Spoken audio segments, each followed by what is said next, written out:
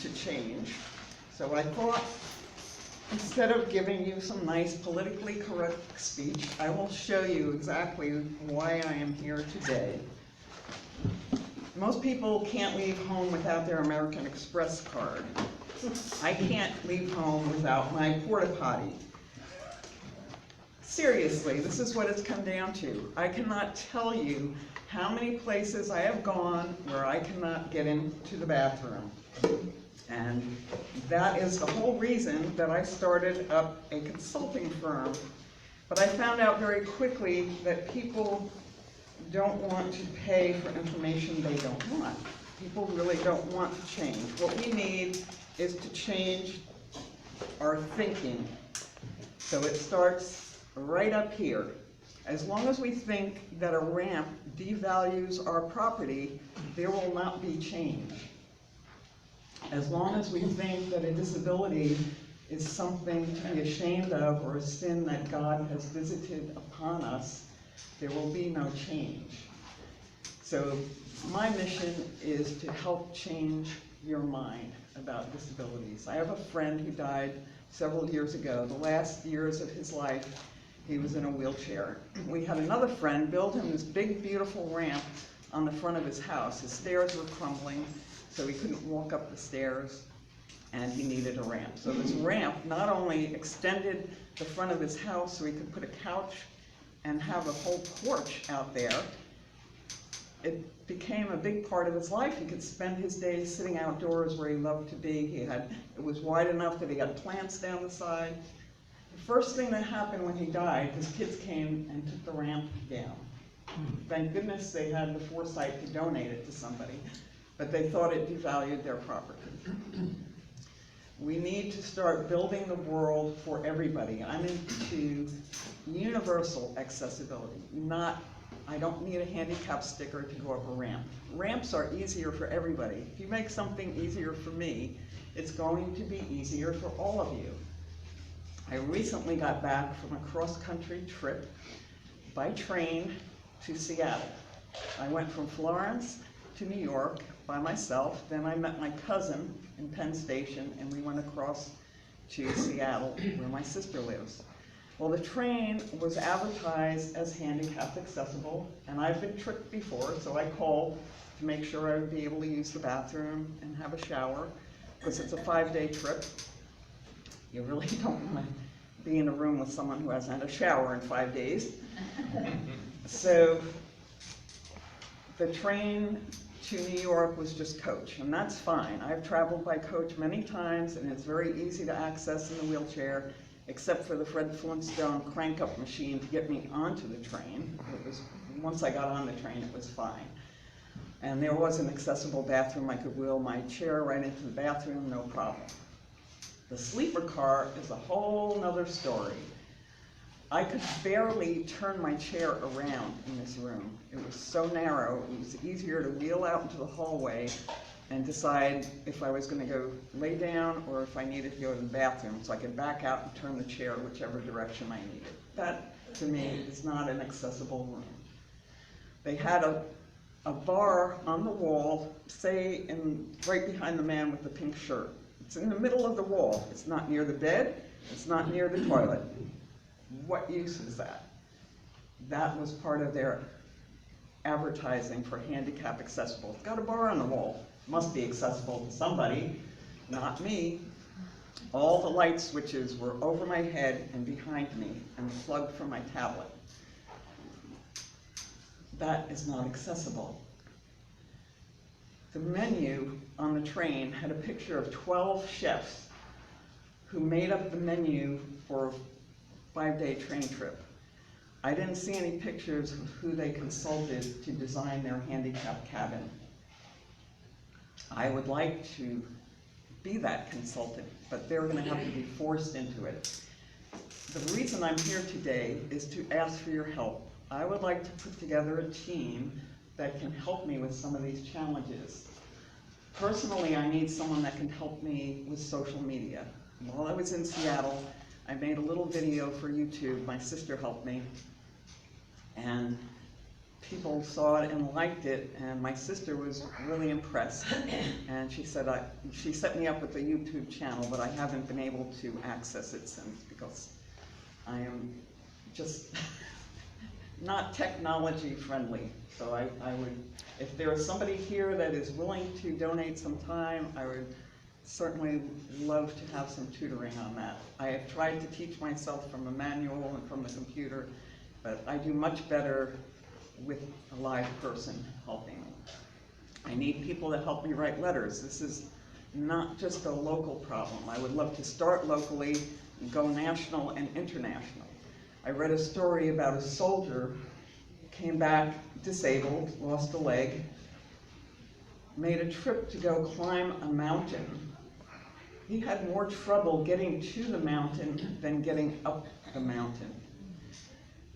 The Senate passed an appendix to the Americans with Disability Act, but it was backed by more than 60 senators, but it was never ratified, so it has no teeth to try and spread the word to the international community that we need to upgrade our disability standards.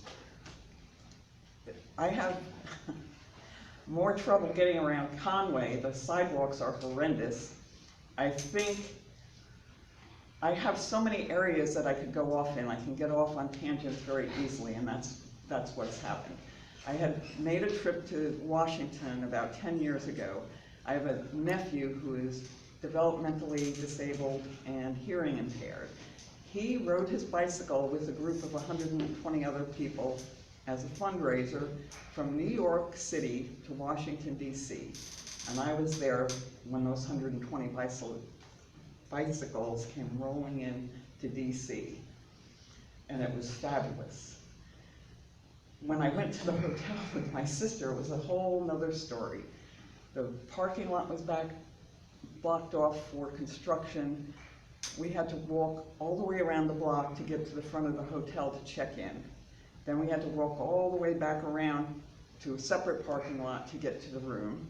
I get in the room, my wheelchair wouldn't fit between the beds. There was no way I could use the bathroom, so that's when the porta potty began. I found that I just needed to carry that with me everywhere, because even rooms that are listed as handicap accessible are not normally. My sister and I got the idea that this would be a way to put me back to work. We would start this consulting firm, and I would go be an advocate and tell people how they can make these changes so everybody is welcome. We found out very quickly that people don't want to pay for that. People wanted to know the loopholes. Well, the ADA is one giant loophole. It's this thick, and it's all full of language that says reasonable attempts and affordable. Well, you can stretch that in any direction. That's why there have been no changes.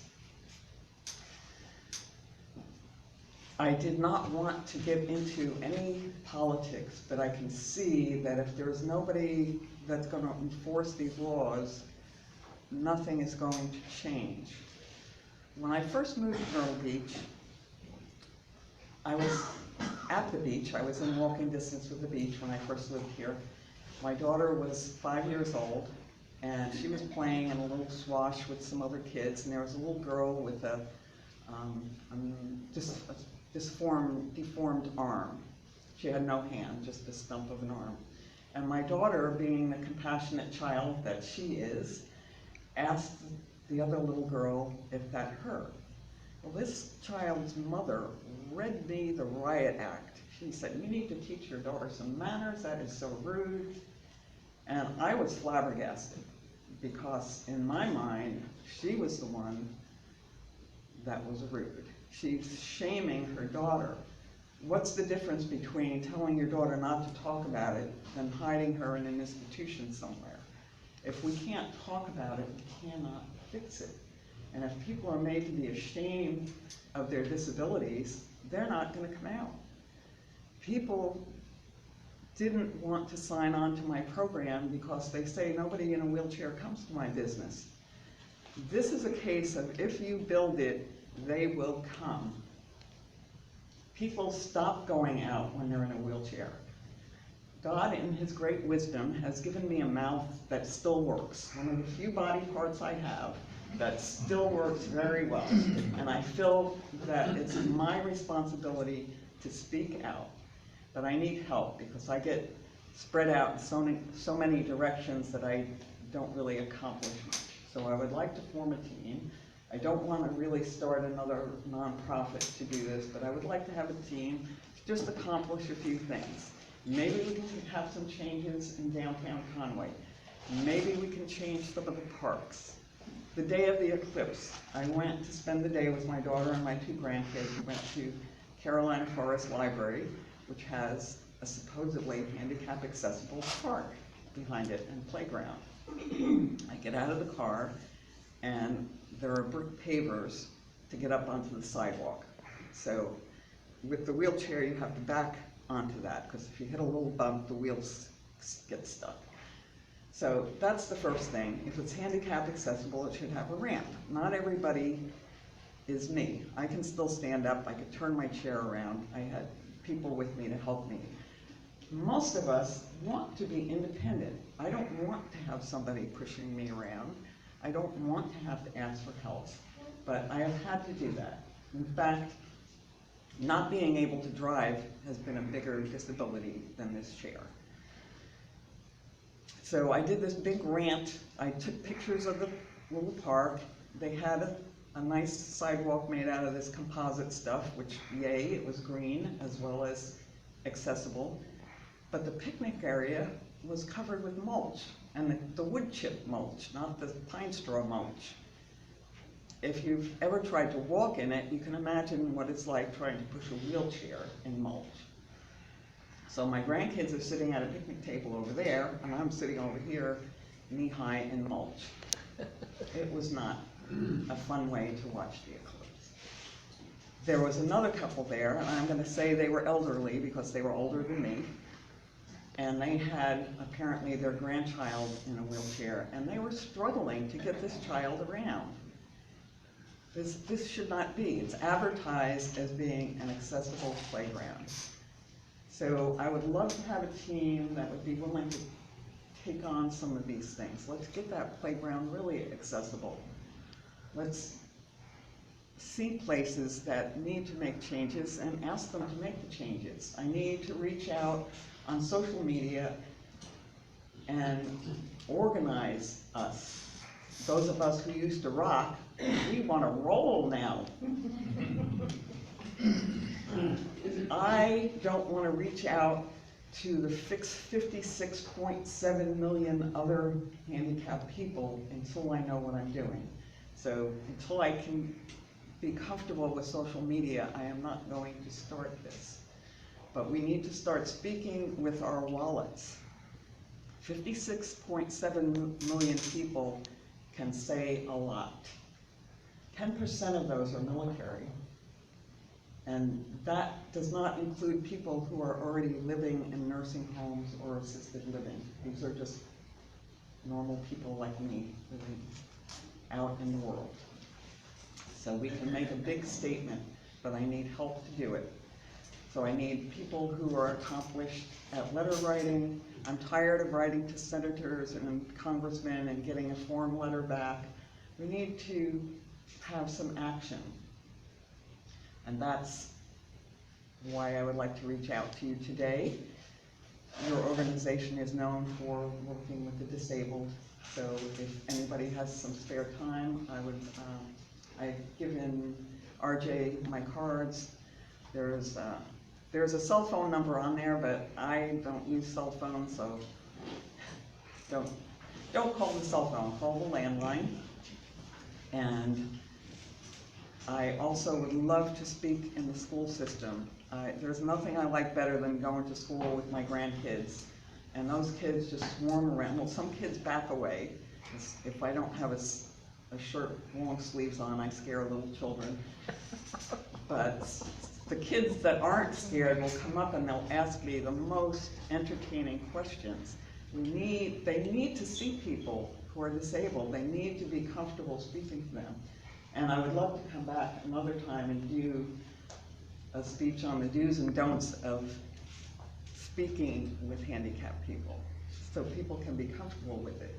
I don't think we've really come that far from the days when people who were born with a disability are put in the closet.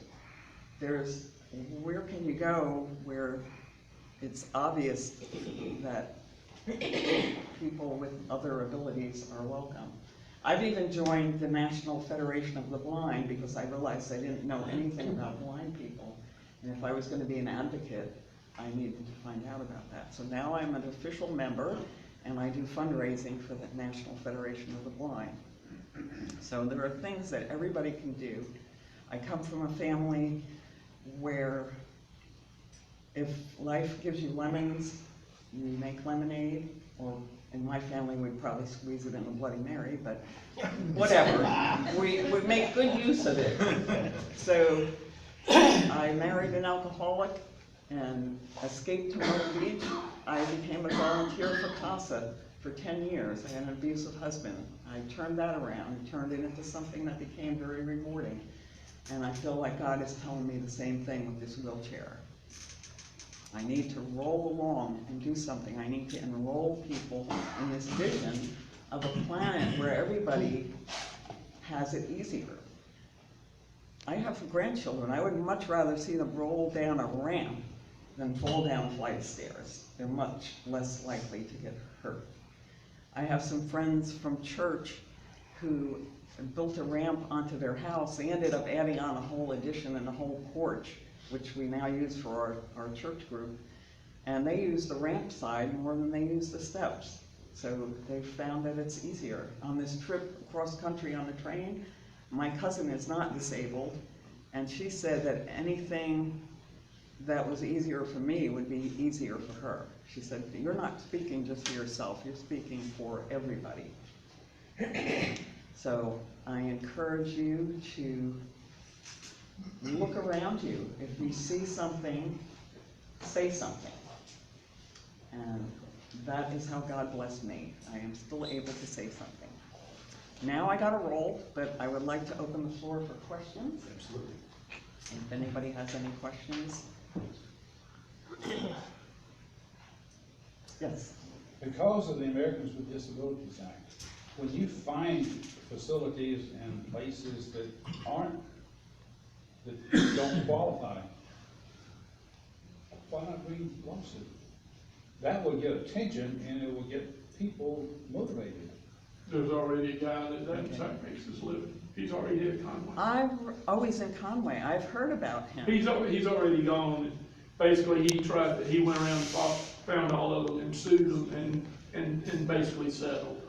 It was just a money grab. Right, well, that's the thing. He's a money grabber. I want to see the change. I'm not here asking for money. But that would be one way to pursue it, but the law moves very slowly.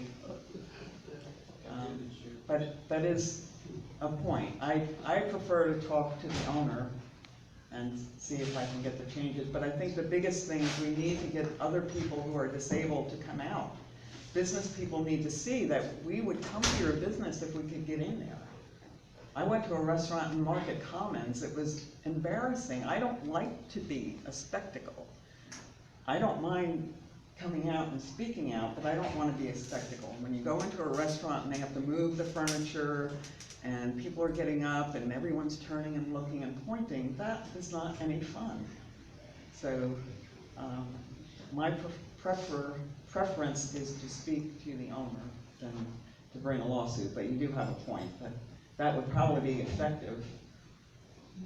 Yes. But as you said, though, there were so many loopholes in the American Disability Act. You know, they could say you bring it on suit. You know, probably some of these will settle out of court just to keep their names out of the paper. But it's reasonable. You know, I reasonably did try to build this. You know, or I reasonably enlarged the door so you could get through the door to the bathroom and that. As long as it was reasonable, it isn't a dollar factor for them. You know what I mean? And like you're saying, to get these people, unless you talk to them and say, hey, look, here, wait a minute. Get a wheelchair, I'll put you in it, you try to get in the bathroom, or you try to get between the steps, you know? Exactly. And that being said, no one in my family has a ramp at their house. My sister had to carry, one thing that Seattle had that is awesome, which I would love to see here, they had 3 different organizations that had warehouses full of handicapped accessories. They had wheelchairs, they had hospital beds, they had walkers, they had porta potties, you name it, they had it, and you can use it for free. They There have is rain. nothing like that here. They have rain and cold. It was actually sunny when I was there. It was beautiful the whole 10 days I was there. But my sister had to lift this electric wheelchair up on her porch. And then once we got it in the house, we didn't leave for 10 days. On the playground, unfortunately, you have to build it for the kids to follow. Back in the old days, you would've been good to go. Now the kids fell and broke their arms and all. But most of the time you go with the mulch because it's the only thing you can afford. To go Right. to the really other stuff, if we had to do that every time we built a park, we probably couldn't afford to build one. That's the sad fact of it, Yes. is the cost is so high to go to something like that, that we would probably just not have a park. And that's part of the point. It shouldn't be more expensive to do that.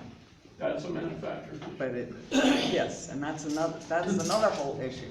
Why don't they make wheelchairs that are comfortable? After I sit in this thing for a couple hours, fortunately, I went to Dr. Falk before I came, but I could use another visit when I leave. They're not built comfortably. Why don't they make shoes? You know, by the end of the day, my feet are so swollen, I have to take my shoes off. You know, why don't we design things that are easier for people? I mean, not everybody has the same issues as me with their fingers, but enough people do that there would be a market for it. Debbie, Yes. is there, I know for school children, there is a child advocacy program for children with disabilities. Is there not one for people with disabilities in general? A group that I'm is kind sure of a there- watchdog that goes, that when someone says, this particularly if it's a public building, that would be 2 different worlds. If you've got a public building where there are significant obstacles to handicap access, and surely there's some group or some individuals that would go and pick those out. It wouldn't be a money grabber like Glenn was talking about. There probably For the are. right reason. I'm sure in doing my research, there were a lot of organizations, but they can't be everywhere. Yeah. And I don't expect towns to completely rebuild, but certainly new buildings should be accessible. Coastal Carolina University is a terrible example of trying to just get out of the parking lot because they have so few cutouts for wheelchairs to get up on the sidewalk. And something like that surely should be updated. And I don't see a lot happening, so I think reaching out on social media, maybe we could get all these organizations together so we could accomplish more. One big mouth can only do so much. Do like the woman with the inspection stickers, go to the state. North Carolina has a deal for a set of regulations. Yeah, they have them, but nobody enforces them because I don't think we make a big enough stink. So they have to be aware of it first. So I need to encourage you, if you're over 50, well, according to the most, the smallest risk, your chances of becoming disabled once you hit 50 are 4 times greater. Some websites, especially the ones that sell disability insurance, will tell you it's like 6 or 10 times higher. But if you're over 50, your chances of becoming disabled for 5 years or more go up astronomically. So we need for people to be comfortable, to be seen, we need to have the conversation. And that's why I'm here today. I want it to be comfortable for people to talk about. The Lieutenant Governor's office oversees the program for the seniors in South Carolina. They have an ombudsman's program. in various counties where these ombudsmen represent the seniors with seniors' issues that cannot be resolved through the normal course of activity. And they're pretty effective. Is there something like that for the disabled? I'm sure there is, but I'm not really aware of it. As I rewrote my speech for about the 17th time, I came up with this idea that I should just get a group together and let's work on something. So I haven't really investigated what groups are out there.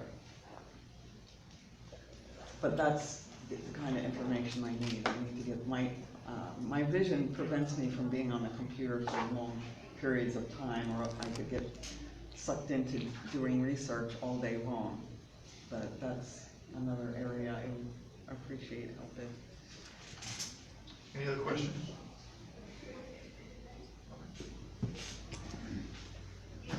Debbie, thank you so much for coming in and enlightening us today, and what an inspiration you are. Yes, all of us are here, go-getter, keep going.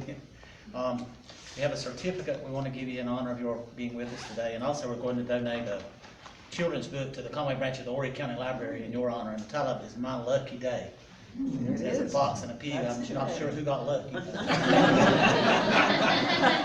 Anyway, thank you so much. Let's give her another warm applause.